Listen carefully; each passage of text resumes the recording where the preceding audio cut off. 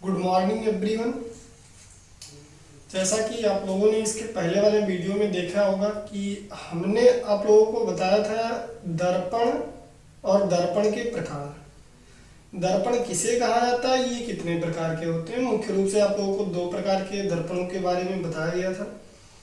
पहला आपका है समतल, दूसरा आपका बताया गया था गोलीय दर्पण। और ये भी बताया गया था कि गोलीय दर्पण कितने प्रकार के होते हैं। स्टूडेंट, गोलीय दर्पण दो प्रकार के होते हैं, उसके बारे में आपको बताया जा चुका है। एक आपका है उत्तल दर्पण और दूसरा अवतल दर्पण। उत्तल दर्पण किसे कहते हैं, अवतल दर्पण किसे कहा जाता है, इन दोनों की परिभाषा भी आपको बताई गई थी। फिर ये कहा गया था कि आप लोगों को अगले वीडियो में गोलीय दर्पण से संबंधित परिभाषाएं कौन कौन सी होती हैं उसके बारे में बताया जाएगा। तो सबसे पहले आपको एक चित्र की सहायता से समझाया जाएगा। स्टूडेंट, जो भी है आपकी जितनी भी परिभाषाएं इससे संबंधित बनेंगी लिखा नहीं जाएगा, जो भी बताया जाएगा उसको आप वीडियो को रोक रोक करके लिख सकते हैं, नोट्स बना सकते हैं। तो पहले समझेंगे, उसके बाद फिर आपको बताया जा रहा है कि इसकी परिभाषा सीधे तरीके से आप लिख कैसे सकते हैं। यहाँ पर आप ये देख रहे हैं कि ये दो गोले हैं। बताया गया था कि जो गोलीय दर्पण होता है वो कांच के खोखले गोले का ही एक भाग होता है, जिसके किसी एक सतह पर चांदी का लेप लगाकर लेड ऑक्साइड की कलई कर दी जाती है, वही गोलीय दर्पण होता है। अब ये दो प्रकार के, एक बताया गया था उत्तल, एक बताया गया था अवतल। अवतल दर्पण वह गोलीय दर्पण होता है जिसके उभरे हुए तल पर चांदी का लेप लगाकर लेड ऑक्साइड की कलई की गई होती है, अर्थात उसका जो परावर्तक तल होता है दबा हुआ तल होता है। जैसे ये आपका दर्पण है, इसमें ये देख रहे हैं कि उभरे हुए तल पर इधर कलई किया गया है और फिर इसका जो परावर्तक तल है ये दबा हुआ है। ठीक इसी तरीके से आपको उत्तल दर्पण के भी बारे में बताया गया था। उत्तल दर्पण वह गोलीय दर्पण होता है जिसके दबे हुए तल पर चांदी का लेप लगाकर लेड ऑक्साइड की कलई की गई होती है तथा उभरा हुआ तल परावर्तक तल होता है। तो ये आपको परिभाषा इसके पहले वाले वीडियो में बताया गया है। अब आप ये जानेंगे कि इससे संबंधित अन्य परिभाषाएं, जैसे आपका लगभग 7 या 8 परिभाषा इससे संबंधित होता है, उसके बारे में जानेंगे। जैसे सबसे पहले आपका है द्वारक। द्वारक किसे कहा जाता है, दर्पण, गोलीय दर्पण का द्वारक क्या होता है उसके बारे में जानेंगे। फिर इसके बाद है आपका ध्रुव, इसको पी से प्रदर्शित करते हैं। फिर इसके बाद आपका है यहाँ पर वक्रता केंद्र। फिर इसके बाद है मुख्य फोकस, मुख्य अक्ष, फोकस दूरी और वक्रता त्रिज्या। तो ये इतनी परिभाषाएं। इसके अतिरिक्त आप जानेंगे फोकस तल किसे कहा जाता है, तो ये सब इसमें जानेंगे। ये शुरू करते हैं, बताएंगे सबसे पहले आप लोगों को दर्पण का द्वारक क्या होता है, किसे कहा जाता है उसके बारे में। तो जैसा कि आप ये जानते हैं कि ये कोई गोलीय कांच का कोई एक खोखला गोला है। यदि हम क्या करते हैं, गोले को इस तरीके से काट देते हैं। यदि गोले को इस तरीके से काटा जाता है तो काटने के पश्चात यहाँ पर ये एक वृत्त के रूप में इसका ये जो सतह प्राप्त होगा, ये सतह वृत्त के रूप में प्राप्त होगा। उदाहरण के रूप में आप ये मान सकते हैं कि जैसे मान लीजिए आपके पास एक कोई गोलाकार फल है, जैसे मान लीजिए आप सेब है। अब फिर इसके पश्चात क्या करते हैं, यदि सेब को इस तरीके से समतल के रूप में काटते हैं, तो यदि समतल के रूप में काटते हैं तो काटने के पश्चात ये जो ऊपरी वाली सतह होती है, ये सतह आपका किस आकार का होगा, वृत्त के आकार का होगा। तो यदि वृत्त के आकार का होगा तो बताया गया था कि इसके मध्य बिंदु से होकर जाने वाली जो रेखा होती है, यानी सबसे बड़ी जो जीवा होती है, वो उसका व्यास होता है। तो ठीक इसी तरीके से यहाँ भी प्राप्त होता है। जब किसी कांच के खोखले गोले से कोई भी गोलीय दर्पण काटा जाता है तो ऐसी स्थिति में इसी तरीके से यहाँ पर भी इसका व्यास प्राप्त होता है। इसी व्यास को, अर्थात ये परावर्तक तल है, तो इसको सीधी तरीके से बता सकते हैं कि गोलीय दर्पण के परावर्तक तल के व्यास को दर्पण का द्वारक कहा जाता है। यानी कि ये यम1 और यम2 ये जो आपका है, ये दर्पण का क्या होगा, द्वारक, तो इसको दर्पण का द्वारक। ठीक इसी तरीके से ये आपका अवतल दर्पण, उत्तल दर्पण, दोनों ही प्रकार के दर्पणों में जो परावर्तक तल का व्यास होता है उसी को दर्पण का द्वारक कहते हैं। अब ये तो हो गया दर्पण का द्वारक किसे कहा जाता है उसके बारे में बताया गया। अब इसके पश्चात जो अगला आपका इसमें हेडिंग होगा वो है आपका ध्रुव, दर्पण का ध्रुव। ध्रुव किसे कहा जाता है उसके बारे में जानेंगे। तो जैसे कि अभी इसकी परिभाषा आपको दर्पण के द्वारा की परिभाषा बताया गया कि परावर्तक तल के व्यास को दर्पण का द्वारा, तो ठीक उसी तरीके से यहाँ पर परावर्तक तल का ये जो मध्य बिंदु होता है, इसी मध्य बिंदु को, ये जो अवतल दर्पण है, अवतल दर्पण के परावर्तक तल का मध्य बिंदु है, ये उत्तल दर्पण है, इसके परावर्तक तल का ये मध्य बिंदु है। तो परावर्तक तल के मध्य बिंदु को ही कहा जाता है दर्पण का ध्रुव। तो इसको दर्पण का ध्रुव कहा जाता है। अब इसके पश्चात आपका है, ध्रुव के पश्चात जानेंगे वक्रता केंद्र। वक्रता केंद्र किसे कहा जाता है उसके बारे में। वक्रता केंद्र, इसमें देखिए वक्रता केंद्र किसे कहा जाता है। अब यहाँ पर चित्र में आपको ये बता दिया गया है कि यही जो बिंदु है ये वक्रता केंद्र है। इसको C से प्रदर्शित करते हैं। इसी को आपको परिभाषित करना है। किस तरीके से बता सकते हैं, देखिए इसकी परिभाषा आप बता सकते हैं, दो प्रकार से बता सकते हैं। दोनों परिभाषाएं सेम हैं, मतलब आप ये कह सकते हैं कि दोनों का आशय एक ही है, परंतु मतलब जो लिखने का तरीका होता है या फिर बताने का तरीका होता है वो अलग अलग हो जाता है। अब जैसे इसमें देख रहे हैं कि वक्रता केंद्र एक गोले का केंद्र ही है। पहले समझ लीजिए सीधे कि ये जो केंद्र है जिसका नाम वक्रता केंद्र लिखा गया है, ये एक गोले का केंद्र है। और किस गोले का केंद्र है, उस गोले का केंद्र है जिससे ये दर्पण क्या किया गया, काटा गया है, जिससे ये दर्पण काटा गया है। गोलीय दर्पण जिस खोखले गोले से काटा गया उसी के केंद्र का नाम ही तो वक्रता केंद्र लिखा गया है। तो इसके आधार पर परिभाषा ये बता सकते हैं कि वक्रता केंद्र कहा किसे जाता है। तो स्टूडेंट अब बताएंगे वक्रता केंद्र की परिभाषा। दो तरीके से बताया गया कि आप बता सकते हैं। पहले तो ये सीधे बता सकते हैं कि वक्रता केंद्र उस खोखले गोले का केंद्र होता है जिसका कि दर्पण एक भाग है, जिसका कि दर्पण एक भाग है, मतलब जिससे दर्पण काट करके निकाला गया है उसी गोले के केंद्र को ही दर्पण का वक्रता केंद्र कहते हैं। इस तरीके से भी बता सकते हैं। तो परिभाषा आपको खुद लिखना है, समझ जाइए, बस समझ करके तुरंत उसी तरीके से उसी के अनुरूप आशय वही होना चाहिए, परिभाषा आप अपनी तरफ से लिख सकते हैं। तो ये बता दिया वक्रता केंद्र। ठीक इसी तरीके से ये भी देख रहे हैं कि जो उत्तल दर्पण है, उत्तल दर्पण अब इसके दबे हुए तल पर कलई किया गया है, परंतु ये भी तो किसी कांच के खोखले गोले से ही काटा गया है। तो ऐसी स्थिति में इसके भी केंद्र को उसी उत्तल दर्पण का क्या कहा जाएगा, वक्रता केंद्र कहा जाएगा। तो ये हो गया वक्रता केंद्र की परिभाषा। इस तरीके से दो तरीके से आप बता सकते हैं, लिख भी सकते हैं। अब इसके पश्चात आप जानेंगे मुख्य अक्ष। मुख्य अक्ष किसे कहा जाता है उसके बारे में। मुख्य अक्ष के मुख्य अक्ष किसे कहा जाता है ये जानेंगे। तो इसमें आपको ये दिखाई दे रहा है कि ये जो रेखा है, इसी रेखा का नाम लिखा गया मुख्य अक्ष। अब ये रेखा कौन सी है, बस उसी के अनुसार ही आपको इस मुख्य अक्ष की परिभाषा बतानी है।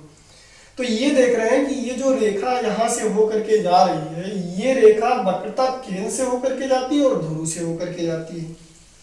यानी कि यहाँ से इसकी परिभाषा हम इस तरीके से लिख सकते हैं कि दर्पण के ध्रुव तथा वक्रता केंद्र से होकर जाने वाली रेखा, दर्पण के ध्रुव ये जो P बिंदु है तथा वक्रता केंद्र C बिंदु से होकर जाने वाली जो रेखा खींची जाती है वही रेखा क्या कहलाती है, दर्पण का मुख्य अक्ष। ठीक इसी तरीके से यहाँ पर भी देख रहे हैं P और C, दर्पण के ध्रुव P और वक्रता केंद्र C, इससे होकर जाने वाली ये रेखा है, इसी को क्या कहा जाता है, दर्पण का मुख्य अक्ष कहा जाता है। तो ये मुख्य अक्ष की परिभाषा है। अब इसके बाद जानेंगे मुख्य फोकस। मुख्य फोकस, मुख्य फोकस किसे कहा जाता है उसके बारे में जानेंगे। तो मुख्य फोकस ये जो F है, इसी बिंदु को कहा जाता है मुख्य फोकस, इसी को कहा जाता है मुख्य फोकस। इसकी परिभाषा क्या होती है, तो ये देख रहे हैं कि ये जो बिंदु है, कौन सा बिंदु है, यहाँ पर आप ये देख रहे हैं कि कुछ प्रकाश की किरणें हैं, यानी कि कुछ रेखाएं खींची गई जो प्रकाश की किरणों को निरूपित करती हैं। तो ये जो कुछ प्रकाश की किरणें हैं जो किसके समांतर है, मुख्य अक्ष के समांतर है। ये मुख्य अक्ष के समांतर आने वाली प्रकाश की किरणें दर्पण से परावर्तन के पश्चात, ये देख रहे हैं कि इसी मुख्य अक्ष के किसी बिंदु से हो करके जा रही हैं। तो परावर्तन के पश्चात ये मुख्य अक्ष के जिस बिंदु से होकर जाती हैं उसी बिंदु का नाम मुख्य फोकस लिखा गया, अर्थात इसके अनुसार परिभाषा इस तरीके से। परंतु यहाँ पर इस तरीके से नहीं होगा, यहाँ पर प्रकाश की किरणें वास्तव में नहीं जा रही हैं उस बिंदु से, परंतु ये किसी बिंदु पर मिलती हुई प्रतीत हो रही हैं। यानी ये जो आपका उत्तल दर्पण है, उत्तल दर्पण में आप ये देख रहे हैं कि ये जो मुख्य अक्ष के समांतर आने वाली ये मुख्य अक्ष है, ध्रुव तथा वक्रता केंद्र को मिलाने वाली रेखा, तो ये मुख्य अक्ष है। अब इसके समांतर ये दोनों आने वाली प्रकाश की किरणें हैं। तो जब ये दोनों प्रकाश की किरणें दर्पण से परावर्तित होती हैं तो परावर्तन होने के पश्चात ये दूर हटने लगती हैं, परंतु यदि उनको पीछे की तरफ बढ़ाया जाए तो देखा जाता है कि वो किसी एक बिंदु पर मिलती हुई प्रतीत होती हैं। तो यहाँ से मुख्य फोकस की परिभाषा आप जब भी बताएंगे तो दोनों बताएंगे, किसी एक दर्पण के लिए नहीं बताएंगे। मुख्य फोकस की परिभाषा आप इस तरीके से बताएंगे कि मुख्य अक्ष के समांतर, किसी भी गोलीय दर्पण के मुख्य अक्ष के समांतर आने वाली प्रकाश की किरणें दर्पण से परावर्तन के पश्चात मुख्य अक्ष के जिस बिंदु पर मिलती हैं या मिलती हुई प्रतीत होती हैं, जिस बिंदु पर मिलती हैं या मिलती हुई प्रतीत होती हैं उसे उस दर्पण का मुख्य फोकस कहा जाता है। इसको कैपिटल एफ से प्रदर्शित करते हैं। तो ये इस तरीके से मुख्य फोकस की परिभाषा है। किसे कहा जाता है उसके बारे में बताया गया। अब इसके बाद फिर आप जानेंगे फोकस दूरी क्या होता है। मुख्य फोकस के बाद फोकस दूरी, फोकस दूरी किसे कहा जाता है उसके बारे में जानेंगे। तो फोकस दूरी, अब नाम से ये स्पष्ट है कि ये कोई लंबाई है, उसी का नाम है फोकस दूरी। कौन सी लंबाई है उसी को आप एक परिभाषा के अनुसार लिखेंगे, वही आपकी फोकस दूरी की परिभाषा होगी, मतलब उसको शब्दों के रूप में लिखेंगे, वही आपकी फोकस दूरी की परिभाषा हो जाएगी। तो यहाँ पर आप ये देख रहे हैं कि ये जो मुख्य फोकस है, मुख्य फोकस और ये जो ध्रुव है, इसी के जो बीच की दूरी होती है इसी को कहा जाता है फोकस दूरी। अब चाहे वो आपका अवतल दर्पण हो या फिर आपका उत्तल दर्पण हो, तो गोलीय दर्पण के मुख्य फोकस तथा ध्रुव के बीच की दूरी को ही क्या कहते हैं, फोकस दूरी कहते हैं। अर्थात यदि आपसे फोकस दूरी की परिभाषा कभी भी पूछी जाए तो ये बता सकते हैं कि गोलीय दर्पण के मुख्य फोकस तथा ध्रुव के बीच की दूरी फोकस दूरी कहलाती है। पुनः इसके पश्चात आप जानेंगे फोकस तल। फोकस तल किसे कहा जाता है उसके बारे में। तो फोकस तल क्या होता है, मतलब एक समतल, उसी समतल को फोकस तल कहेंगे। अब वो कौन सा समतल होगा, वह समतल जो मुख्य अक्ष के लंबवत हो तथा मुख्य फोकस पर स्थित हो, उसी तल को कहा जाता है फोकस तल। यानी कि आप इस तरीके से परिभाषा के अनुसार बता सकते हैं कि मुख्य अक्ष के लंबवत मुख्य फोकस पर स्थित समतल को फोकस तल कहते हैं। मुख्य अक्ष के लंबवत मुख्य फोकस से होकर जाने वाले तल को फोकस तल कहते हैं। तो ये फोकस तल की परिभाषा। फिर इसके बाद आपका है इसमें वक्रता त्रिज्या। वक्रता त्रिज्या किसे कहा जाता है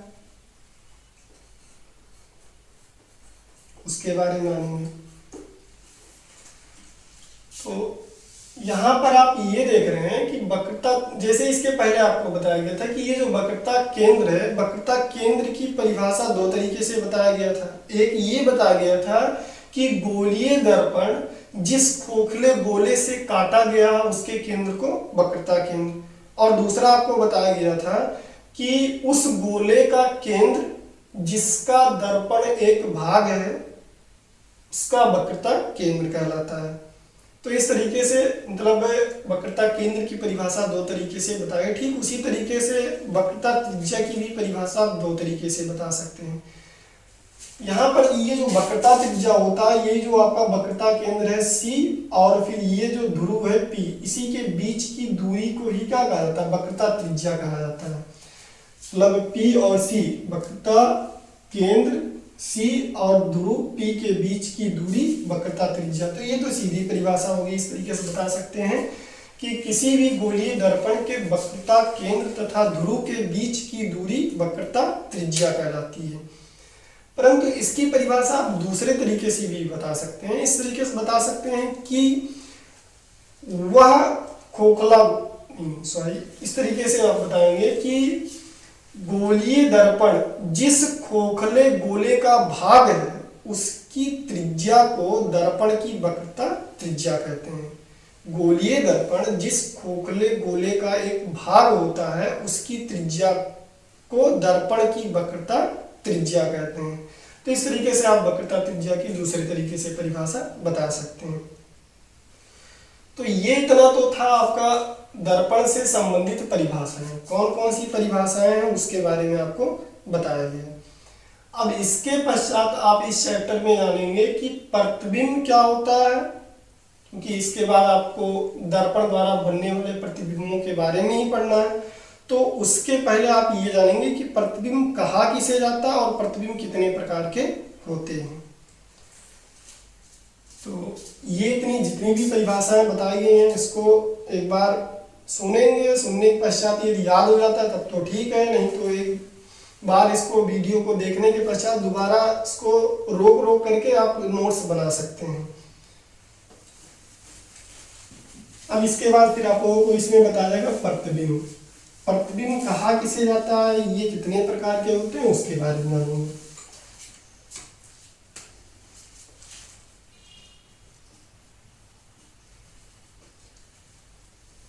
प्रतिबिंब सबसे पहले इसकी परिभाषा जानते हैं। तो जैसा कि आप ये देखे होंगे कि यदि कोई भी व्यक्ति या आप ही जब किसी दर्पण के सामने जाते हैं तो उस दर्पण में आपका प्रतिबिंब बन जाता है।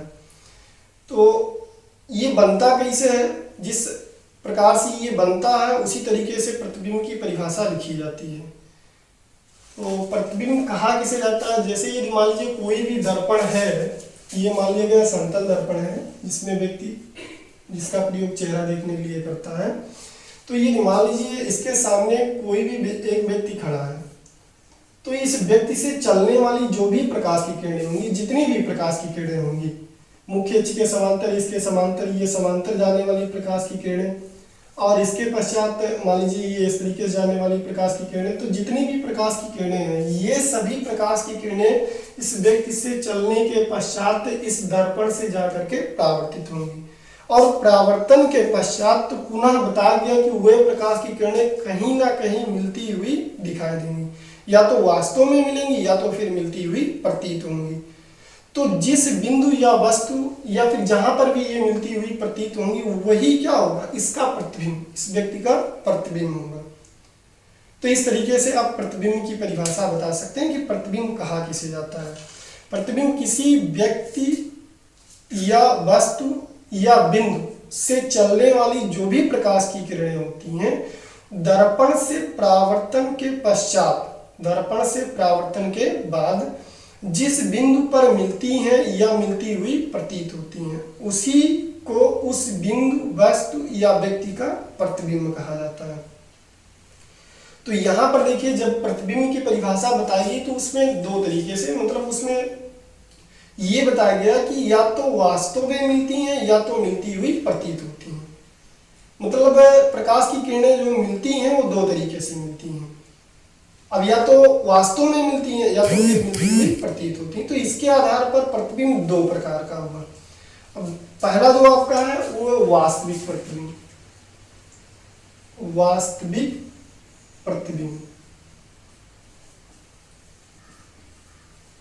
कि वास्तविक प्रतिबिंब किसे कहा जाता है उसके बारे में जानेंगे। तो जैसा कि प्रतिबिंब की परिभाषा में बताया गया कि बिंदु वस्तु से चलने वाली प्रकाश की किरणें दर्पण से परावर्तन के पश्चात जिस बिंदु पर मिलती हैं या मिलती हुई प्रतीत होती हैं। इससे स्पष्ट होता है कि या तो प्रकाश की किरणें वास्तव में मिलेंगी या तो फिर मिलती हुई प्रतीत होंगी। तो यदि प्रकाश की किरणें वास्तव में मिलती हैं, किसी बिंदु या वस्तु से चलने वाली प्रकाश की किरणें दर्पण से परावर्तन के पश्चात वास्तव में मिलती हैं, तो उसे उस बिंदु या वस्तु का वास्तविक प्रतिबिंब कहा जाता है, उसे वास्तविक प्रतिबिंब कहा जाता है। परंतु जैसे इसके पहले आपको यहाँ पर जब दर्पण से संबंधित परिभाषा बताया जा रहा था, तो इस तरीके से जब चित्र बनाया गया था, अवतल दर्पण ये है। अवतल दर्पण में ये जो मुख्य अक्ष है, अब ये मान लीजिए मुख्य अक्ष के समांतर आने वाली जो भी प्रकाश की किरणें थी, ये परावर्तन के पश्चात किसी एक बिंदु पर मिल रही थी, और ये जो आने वाली प्रकाश की किरणें हैं ये समांतर है। इसका मतलब अनंत से, यदि मान लीजिए प्रकाश की किरणें आ रही हैं, अनंत पर कोई वस्तु है, वहां से प्रकाश की किरणें आ रही हैं, तो जब ये दर्पण से परावर्तित होती थी तो ये एक बिंदु पर मिलती हुई प्रतीत होती, मतलब मिल जाती थी वास्तव में। तो ऐसी स्थिति में उस अनंत पर स्थित वस्तु का ये वास्तविक प्रतिबिंब कहलाएगा, क्योंकि यहाँ पर प्रकाश की किरणें वास्तव में मिल रही हैं। और आप लोगों को इसमें बताया गया था उत्तल दर्पण में कि यदि मान लीजिए अनंत से चलने वाली कोई भी प्रकाश की किरणें हैं, तो जब ये दर्पण से परावर्तित होती हैं तो परावर्तन के पश्चात ये डूब जाने लगती हैं, जिसके कारण यदि देखा जाए तो ये प्रकाश की परावर्तन के बाद ये प्रकाश की किरणें कभी मिल नहीं सकती हैं। परंतु यदि इनको पीछे की तरफ बढ़ाया गया तो देखा गया कि ये किसी बिंदु पर मिलती हुई प्रतीत होती हैं। तो वही क्या होगा, उस बिंदु अनंत पर स्थित बिंदु या वस्तु का प्रतिबिंब हुआ। परंतु यहाँ पर प्रकाश की किरणें वास्तव में ना मिल करके केवल मिलती हुई प्रतीत हो रही है, यानी आभास हो रहा है, इसीलिए इसको क्या कहा जाता है, आभासी प्रतिबिंब कहा जाता है। तो आभासी प्रतिबिंब किसे कहा जाता है, इसके बारे में आप लोगों को बताया गया। आभासी प्रतिबिंब, इसमें यह बताया गया कि किसी बिंदु या वस्तु से चलने वाली प्रकाश की किरणें दर्पण से परावर्तन के पश्चात जब किसी बिंदु पर मिलती हुई प्रतीत होती हैं तो उसे उस बिंदु या वस्तु का आभासी प्रतिबिंब